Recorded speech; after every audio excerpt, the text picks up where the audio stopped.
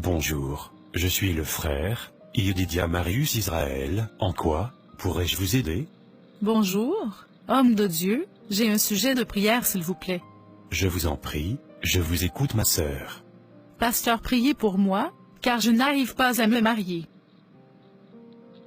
Pouvez-vous être beaucoup plus explicite s'il vous plaît? Bien sûr. J'ai connu plusieurs hommes, mais aucune de ces relations n'aboutit au mariage. Je vois. Avez-vous eu des relations intimes avec ces hommes? Oui, avec quelques-uns d'entre eux. Mais pas eux tous. Et pourquoi avoir des relations intimes avec des hommes, avec qui vous n'avez pourtant aucun lien de mariage? Mais homme de Dieu, si vous ne leur donnez pas votre corps, ils iront voir ailleurs. Et après avoir souillé votre corps, combien d'entre eux ont payé votre dot? Si c'était le sexe qui donnait le mariage, n'est-ce pas que toutes les prostituées seraient dans un foyer? Sachez-le ma sœur en Christ, ce n'est pas votre corps qui donne le mariage, mais Dieu, et lui seul. Mais alors comment un homme peut-il épouser une femme dont il n'a pas encore connu la nudité? Selon vous sœur Solange, est-ce la personnalité d'une personne que l'on épouse, ou son corps? Les deux, n'est-ce pas? Vous avez bien répondu. Cependant, la personnalité doit être le facteur beaucoup plus déterminant, et non le corps. Car la beauté physique est éphémère, et se dégrade progressivement, avec les grossesses, l'âge, et souvent, du fait de la maladie. Mais la personnalité est celle qui nous maintiendra dans le mariage, et cela, après que la beauté physique ne soit plus d'actualité. Il faut avouer que ces paroles emmènent à réfléchir, homme de Dieu. Oui, réflexion oblige, car sachez que l'on passe plus de temps avec la personnalité d'une personne que sa beauté. Ah bon? Bien sûr que si. Selon vous, est-ce votre beauté qui fera la cuisine pour votre futur époux, ou votre personnalité? Ma personnalité, je crois. Bien dit. Est-ce avec votre beauté que votre futur époux vieillira, ou votre personnalité? Bon. La beauté se dégradera avec l'âge, donc la vraie réponse est ma personnalité. Bonne réponse. Encore une autre question. Je vous en prie, pasteur. Est-ce votre beauté que vous allez léguer à vos futurs enfants comme éducation, ou votre personnalité? Encore une fois, ma personnalité. Tu sais ma sœur, celui qui t'aime, à cause de ta personnalité, continuera toujours à t'aimer, même dans la vieillesse. Mais celui qui t'aime, uniquement à cause de ta beauté, commettra l'adultère, ou te quittera tout simplement, quand il n'y a plus rien sur ton physique qui captive ses yeux. Vous avez raison, pasteur, mais est-ce possible de se marier à une personne dont on n'a jamais vu le corps? Vous aimez le Seigneur Jésus-Christ, n'est-ce pas? Oui, bien sûr, il est mon premier époux, et je l'aime. Ah, votre premier époux. Et avez-vous déjà vu le Seigneur Jésus-Christ, vis-à-vis? Non, jamais de la vie. Mais cela vous empêche-t-il de l'aimer, en tant que votre époux? Bien sûr que non. Alors un homme, s'il est vraiment sincère, et non, un pervers, à la recherche de sexe, vous emmènera au mariage, sans vous faire un chantage sexuel. Mais s'il insiste? Insister en quoi?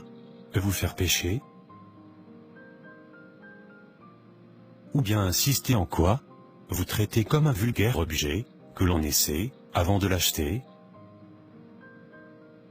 Sœur Solange, s'il vous plaît, prenez-vous beaucoup plus au sérieux. Car vous avez beaucoup de valeur, devant votre Dieu. Vous n'êtes pas une chaussure, que l'on doit forcément essayer, avant de l'acheter.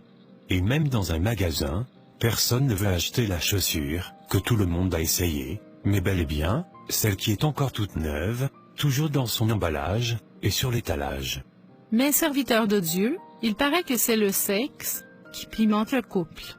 Piment, dans le mariage, oui, mais pas avant le mariage. Ah bon? Bien sûr que si, de la même manière, que le piment ne se consomme pas tout seul, mais a toujours besoin d'un accompagnement. De même, nul ne doit consommer le sexe hors mariage. Mais, après le mariage, l'on peut avoir des rapports sexuels. Qu'est-ce qu'il y a de si mal à le faire avant? Coucher avec une personne, avant le mariage, est aussi égal à souiller la future épouse, ou le futur mari de son prochain. En plus, c'est vrai. Sœur Solange, ne croyez-vous pas que votre futur époux aurait bien voulu vous marier vierge? Bien sûr, c'est le souhait de tout le monde, homme comme femme. Mais homme de Dieu, j'ai une question. Allez-y ma sœur. Qu'a-t-il de si mal à pratiquer le sexe avant le mariage? Savez-vous que la vie est dans le sang? Oui, pasteur. Et savez-vous aussi que lorsque vous avez des relations sexuelles avec une personne, il y a aussi un échange de sang qui s'opère? Oui, ça aussi, je le sais. Connaissez-vous le verset d'Un Corinthiens, chapitre 6, verset 16? Aucune idée. Je vais vous aider. Ce passage enseigne que celui qui s'attache à la prostituée est un seul corps avec elle, car les deux deviendront une seule chair. Voilà pourquoi le mariage est aussi appelé alliance. Car lorsque vous avez des relations sexuelles avec une personne, il y a une alliance de sang qui se tisse entre vous automatiquement. Oh mon Dieu, c'est vrai ça? Oui, c'est malheureusement vrai. Ce qui fait que, après avoir couché avec certaines personnes, plus rien n'avance dans votre vie. Ah bon? Mais ça fait peur ça. Oui ma sœur, c'est une triste réalité, car certaines personnes ont dans leur vie des alliances secrètes mystiques pour devenir, par exemple, riches et vous contaminent de démons, et cela durant les rapports sexuels. Ah, je comprends maintenant. Car mon petit frère, après avoir couché avec une fille qu'il a croisée en boîte de nuit, est devenu depuis lors subitement accro au sexe, jusqu'à même devenir esclave de la masturbation. Comme le diable est vraiment méchant. Oui, pasteur, en ce qui me concerne, il m'arrive souvent d'avoir des relations intimes avec une personne qui a le visage de mon ex, et cela durant mon sommeil. En plein sommeil? Oui, lorsque je suis endormi, et c'était comme si cela était réel. Voilà pourquoi il faut marcher dans la sanctification. À votre avis, quel sera le sort d'un homme qui pratique le sexe avec une prostituée, qui quant à elle, a recours à des fétiches, et cela, afin d'avoir de la clientèle? Le pauvre, il sera envoûté par le sexe.